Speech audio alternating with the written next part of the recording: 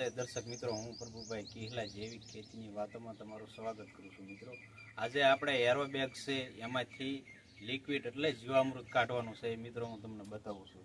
જો આ વાલ ખોલશો ને એટલે લિક્વિડ એ સીધું આપણે બેરલમાં વયું જશે. મિત્રો, ચાલો તમને બેરલમાં બતાવું.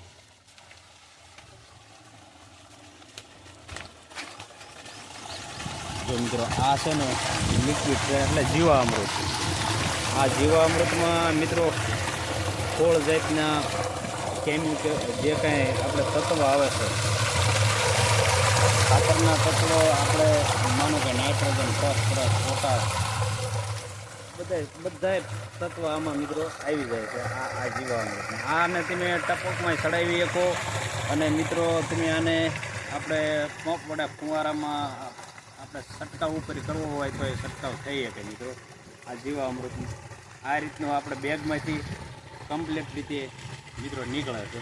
એ મિત્રો હું તમને આપણે કયો મોલ વાવ્યો છે અને શું મોલમાં આપણે ઉપયોગ કરવાનો છે મિત્રો, એ તમને હું બધું આગળ વિડીયોમાં દેખાડીશ. એટલે આગળ વિડીયો પૂરો જોઈજો એટલે તમને બધી માહિતી મળી રહેશે. મિત્રો, જો આ રીતનો વાલ ખોલો એટલે આખું બેરલ ભરાઈ જાય. આ જીવામૃતની બેગમાંથી રોજ આપણે એક બેરલ આપણે યુઝ કરીએ છીએ. રોજ એક બેરલ કમ્પ્લીટ થઈ જાય છે મિત્રો આ જીવામૃત. મિત્રો, બેરલ ભરાવા આવી ગયું છે તો આપણે વાલ બંધ કરીશું.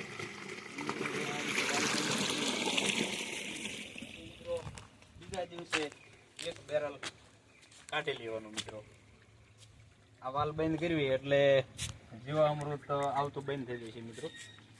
અને બીજા દિવસે પછી પાછું એક બેરલ આમાંથી મિત્રો કાઢી લઈશું.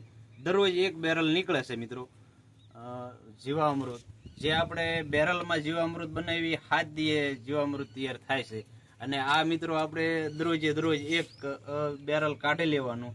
અને મિત્રો આપણે ગમે એ મોલ વાયો હોય, માનો કે ઘઉં, બાજરો, જુવાર, મકાઈ અથવા ચોમાસે માંડવી અથવા ચોમાસું પાક ગમે તે, અને તમે પિયત વડે આપી દીજો મિત્રો.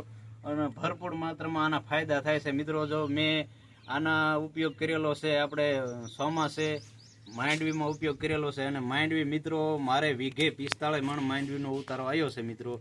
એ આપણે આગળ વિડીયો મૂક્યો છે, એ વિડીયો તમે જરૂર જોઈ લેજો.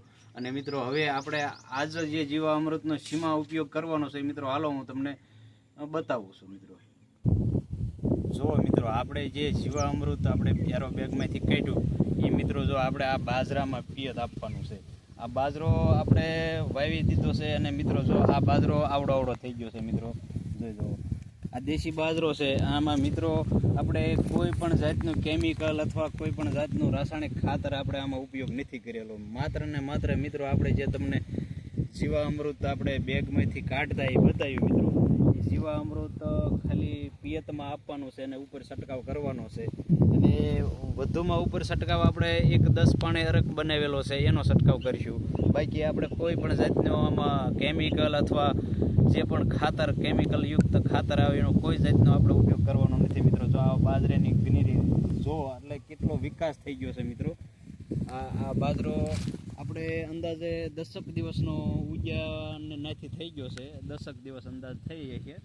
અને મિત્રો આનું રિઝલ્ટ ગાય આધારિત ખેતીમાં ભરપૂર માત્રામાં આવે છે. અને મિત્રો જો ગાય આધારિત ખેતીની મિત્રો આગળ મકાઈ તમને દેખાતી છે. આગળ જે મકાઈ દેખાય ને એ મકાઈએ માત્ર જીવામૃત જ એમાં પાવેલું છે. અને પિયતે જીવામૃત આપેલું છે. એ બધું મિત્રો ગાય માતાનો પ્રતાપ છે મિત્રો.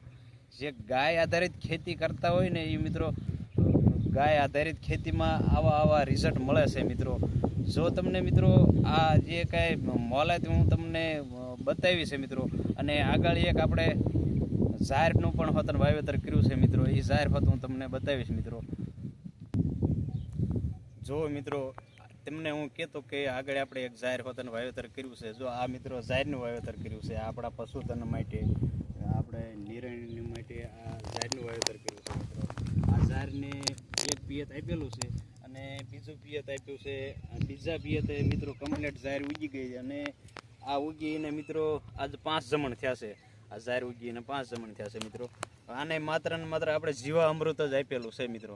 અને જો મિત્રો આવી તમે ગાય આધારિત ખેતી કરો રાસાયણિક ખેતી બંધ કરો અને આગળ એક પગલું વધો ગાય આધારિત ખેતીમાં.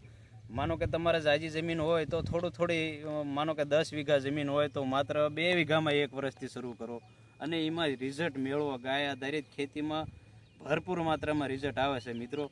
જો તમને આ ગાય આધારિત ખેતીનું સારું રિઝલ્ટ લાગે તો લાઈક શેર સબસ્ક્રાઈબ કરજો અને આગળ જરૂર ને જરૂર વિડીયો મોકલજો. તો જય હિન્દ અને જય ગૌ માતા.